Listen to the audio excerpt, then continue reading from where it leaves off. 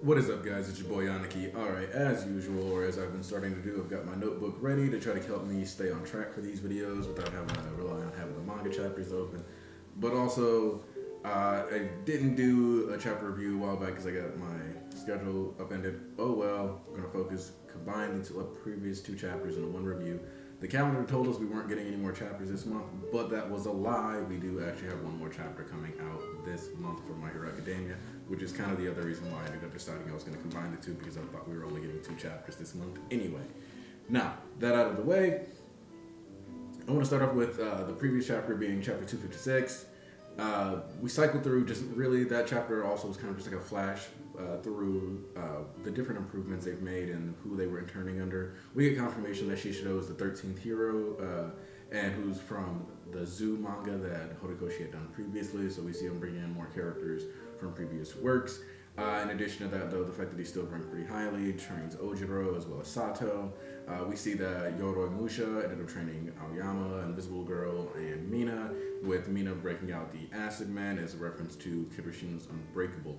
Furthermore, we see that Hagakure's light manipulation has gone to a next level, as well as Aoyama's ability to not only create lasers, but to do shape manipulation with them with this technique Naval Saber. One of the things that I would like to see is that in the future, Aoyama not having to have that sword come out of his stomach, but because his costume allows him to control where laser goes, maybe to have it come out of his elbows and we can see him do like a blade dance or something like that.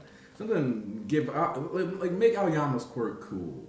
That's the campaign for 2020. Okay, one of the things that I think is important to clarify though is that while Kaminari and Sarah and Mineta would have done stuff with the entire group, they were technically interning under specifically Mount Lady. I don't know if that actually impacts how much time they get to spend with Edgeshot and Kamui Woods or not, but more than likely I would expect that they do still have some solo missions, but of course they could just be consistently working together at all times now. It'd be a smart strategy to do either, whether it's for business or for most effective heroics. If they're focusing more on the heroic side of things, and I think Mount Lady has shown that throughout the series she's had some character growth and moved in that direction, then I think that it's safe to say that more than likely they still all interact with each other and handle their missions together. Gang Orca training Shoji and Jiro was a slightly unexpected twist. We got the return of him throwing the kids away meme. Basic classic, Gang Orca things. Ida going back to manual, Coda being with Washa Wash. That one I didn't expect as much, and the joke being that they focus on communication, even though Coda is quiet and Washa Wash only says washing. Ida being a people's man or a man of the people that's ultimately his goal. The coolest heroes are those who help like a small child who's lost, that kind of mentality. So him going with number 222nd hero of manual, not only is him honoring somebody who's already worked under, but it's also him kind of sticking to that. Even if he is uptight, he does want to be a person of the people and help them out. That's what he's there for. We see that Ochako is finally using wires and stuff like that to pull herself around while she's using her anti-gravity on herself. I personally view this as, especially when you look at the costume design, it's him giving her a bit of the Spider-Gwen effect to Deku's Spider-Man effect, who's got the black whip going. So now they've both got limited mobility, not quite as good as Sero, as Deku later states in chapter 7 that black whip isn't as good as Sero or Aizawa's scarf, but it does give the limited burst in mobility. And then you see them interacting, and the people who are looking on can tell that it's their bond, that cute couple vibe that we've been all seeing for Deku Gravity throughout the entire series. But they still play it cool, like it's all platonic, even though it's obvious to everyone except those two that the feelings that they have for each other are mutual. But that's just kind of the way it is. I want to point out though that Deku does not have to look back at All Might anymore. And this is, in both of these chapters, a point that's being driven home further and further. And it's kind of Horikoshi telling us that All Might's time is up. And by it's kind of Horikoshi telling us that, I mean directly, All Might's time is up. I remember saying, I think it was on the stream and even in like one of the earlier videos, or that, hey, we could be getting All Might dead by the end of 2020. It's looking like he might not even make it through the halfway point. obviously, him being able to look on and see Deku use Black Whip and go forward without having to like worry is exciting for him. It's what he's wanted. It's him seeing his successor grow, develop, and eventually, in theory, hit a point that he's going to be able to say, "I am here," and be the hero that people need. Even though we all know that team ups is the direction this series is going, he's more likely to be the leader of the equivalent of the Justice League than he is to be the next All Might, and that's for the better because having an organization, having a group be groups are members that you can come and go, you can join, they're interchangeable, you can be malleable as a group, and that's okay as long as you keep maintaining the same ideology and it's being passed down. Then you have effectively a permanent way to bring safety. Heroes as a concept should bring safety, not specifically the hero All Might or specifically the hero Deku, and that's where we're trending, and that's why Black Whip, is like lower. Shoot style is him like learning from Ida. We're incorporating not only the abilities of the rest of the class, but showing how them being better at Deku, better at certain things than Deku will always give them value, both in an instructional sense and at the end of the day, it'll be nice to have them for whatever job that is. Still, it'll still be preferable for them to be there and fulfill that role than it will be for Deku to necessarily do it. Even if in a one-on-one fight, Deku becomes, a bigger powerhouse than any of them due to the fact that he's got more utility. This is, as far as I'm concerned, Horikoshi further balancing out the characters as they go into the future. And that's really what happened. Like the first half of the chapter 257 ends up being about. Sorry, switching to One Piece counter for a second. And 257 is all about further tempering our expectations of One for All, but also further grounding our understanding of it and making sure we understand what's actually at stake here. The reality is that the fifth user who gave Deku Black Whip was not some OP, super come off the top rope, solo killing, 360 no scoping people left and right kind of guy. His quirk was very basic. It was just Black Whip. At the time, he used it for mostly like restraining people and midair adjustments. But the action scene we get with him is kind of cool. He's like climbing on buildings and stuff like that. But it's important to note that none of the previous One for All users are necessarily super OP. We find out that the dark-haired youth, when he got his quirk to Nana, it was actually some really high-stakes scenarios here. He's seen smiling but crying as he's fading away. Obviously, he knows he's dying. He doesn't have much time left. All for One took his arm. That was an actual emergency transfer, whereas I think All Might got his quirk a little earlier before the final fight, so they had a little more time to grow and train together, but she didn't get to finish the job, whereas it seems like Lariat, it seems like the user with the scars on his face, it seems like the dark-haired youth whose name we don't know that you would think that they would be able to figure out, or we would get, but I think that might actually have a narrative purpose as to why we haven't had it revealed yet. Normally when Horikoshi writes the names, he uses like different kanji and abilities, or little hints so that when you look at the overall name, you can figure out who they are or what their abilities are. Like Himiko Toga is written with like blood transformation, like different kanji like that within her. I can't remember what the official term for it is, but it's essentially the fancy, like the pretty name, and then there's like the using the letters and the sounds to just spell it out kind of way that you can do someone's name. So there's different formats. And so I think the whole point of hiding those names is so that we just get to see Deku pull out the quirks later, and then instead of getting any hints at all to what their names could be or what their quirks could be through their names, even though he could of course use, I believe, the katakana and just make it so that it's just like the sounds. But I digress. What I think the point here is that I've always said that it's not necessarily about how many quirks, it's about how many applications your quirk has. And Bakugo drives this home further. I actually think Bakugo's video is specifically where I said that. So one of the first videos I did on this channel where I explained that because of the nature of My Hero Academia, because Bakugo's body, essentially, My Hero Academia does follow the third Newtonian laws to a massive degree, unlike a lot of other series where you can question and you can find objective proof that these characters don't need to scale this way. But with Bakugo specifically, we know that the explosions do have objective recoil, which means however much kinetic energy it takes to create those explosions, his body needs to be able to withstand for him to stay in one spot and not like lose his limbs or break his arms or anything like that. So Bakugo having that is what leads to him being able to get kicked in the face by All Might into a building and still come back at him. Bakugo's body is literally more durable because it's dealing with the whiplash and the repercussion of having so much force coming out of it. And so, he's got his durability increased. If you remember when he was fighting Deku in Deku vs. Kacchan 2, he actually grabs him by just his arm and manages to throw him.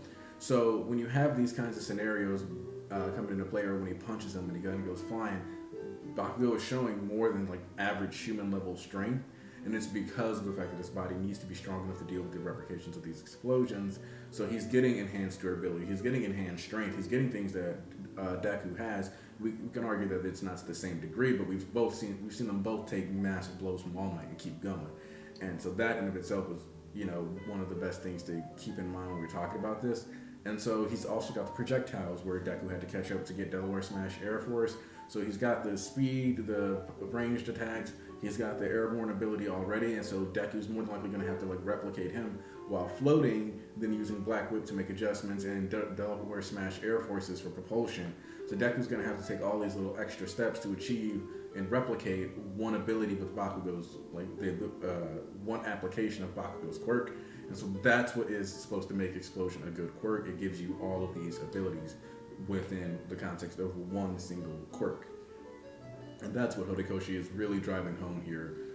And that's how he's going to keep Deku balanced in relation to his other characters, is that at the end of the day, he's still going to have to spend more time learning, and that's going to keep him behind. And while Deku might end up with an A+ in technique by this point, because even more importantly than finding out that these quirks aren't that important, or they're not that powerful, and that they're only going to be strong because they're amped by One for All, and that All for One was out here just bodying them left, right, and center, we get a time skip. And so, we've got, information about how they died in battle consistently, how their quirks aren't necessarily that powerful because the strongest people were already getting taken out. All Might was the first time that he had a really good challenge, and I think Nana gave him a bit of a challenge, which is why he said thanks for playing before destroying and leveling the whole island or city or wherever they were. But it's really important to note that they didn't have a fair shot against this guy. It took essentially this quirk hitting what would be the Singularity Cocoon node, because One for All within Deku is post-Singularity. It's directly stated to be so. So from that perspective, the crystallization came to its apex and hit its singularity point within All Might, and anything beyond Deku will be too much.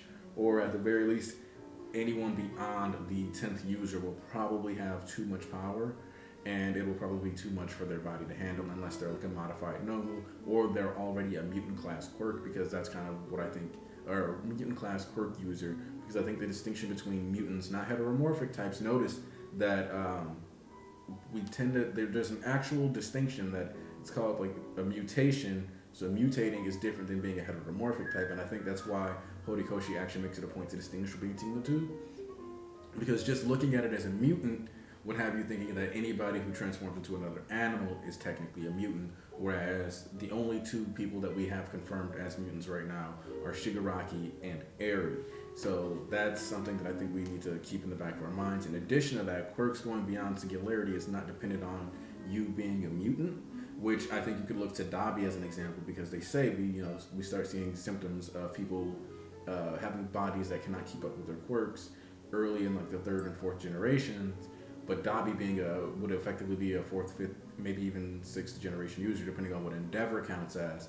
And so you could have it where Dabi's quirk is effectively a post-singularity quirk on a body that isn't a mutant type, and that's why he can't handle it. So that's the balancing mechanism. So that's kind of what Ujiko and them were trying to revamp. I wouldn't be surprised to see if Dabi and the time skip has gotten some modifications, because one, all the heroes are gone.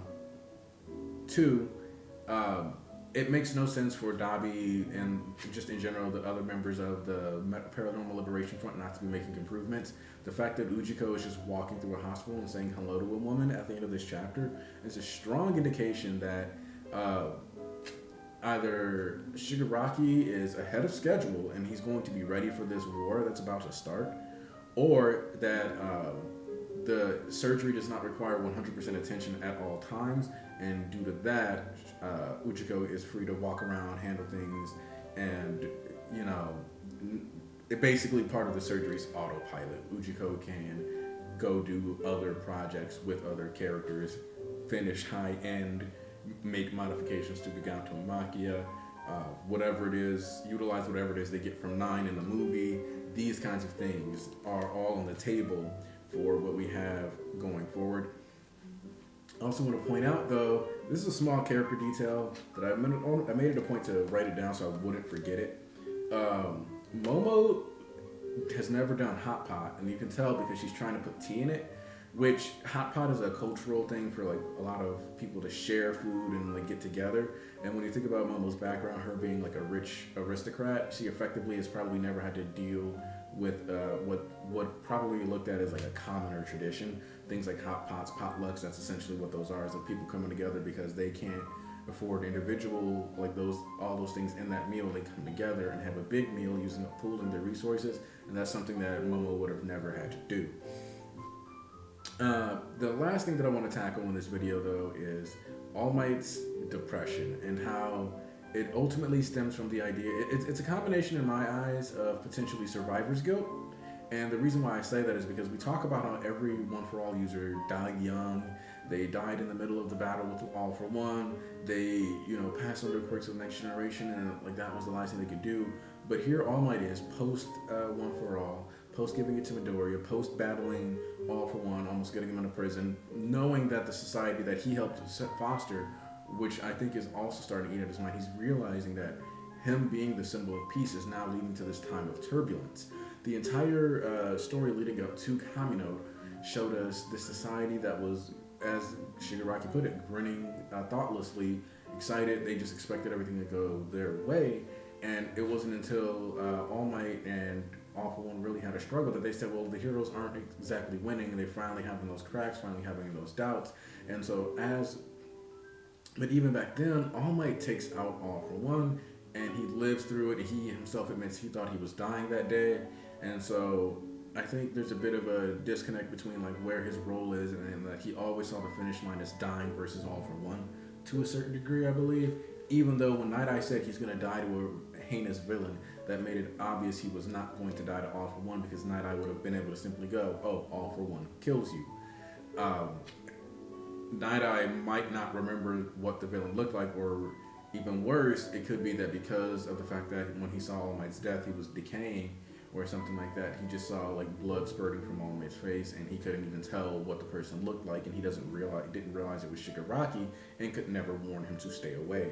There's a multitude of options here, and what could be leading and like cycling through All Might's head here, knowing that his death is technically looming, even if he has decided to live.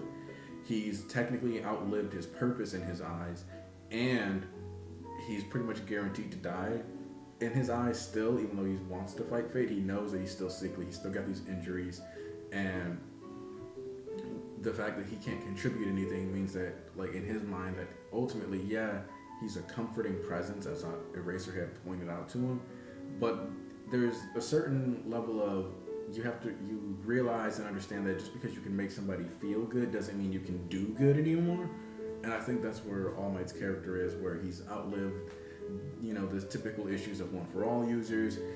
But he's no longer capable of like really contributing or helping in any way. So kind of like his life, he spent it all around the idea of being that hero. He's watching everything he built crumble as villains get more power, as suspicious conditions cause students to be effectively drafted into what is looking to be like some kind of war setup. There's a lot of things that All Might doesn't know about that's going on here. We find out that he was going to talk to Stain back in, the January time period before the time skip. I would like to believe that All Might's already addressed that. But yeah, we've got essentially the stage is now set. The final page is the heroes have vanished from the streets, and I don't know if next chapter is going to be the full-blown war going into effect. I do not know what we should be expecting, if Shigaraki's going to wake up early and that's why Uchiko's been walking around happily. But what I do know is that My Hero Academia is shaping up to have a very interesting and very potentially stress-inducing 2020.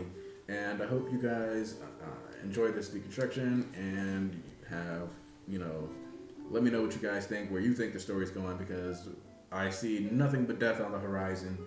And the current objective that I see for Class 1A or soon to be 2A is that the goal is to survive, not to win, but to survive.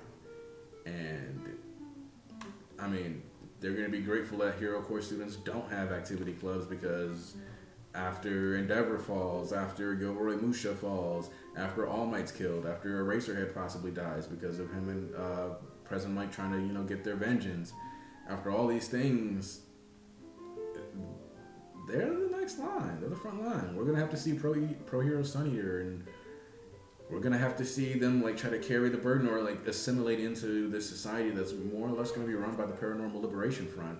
So I hope everybody's ready for society to turn in some interesting ways, and I expect that hero students may not, like hero courses might not be a thing anymore. They might get disbanded, and they might just say that quirk society overall is going to be like a lawless thing.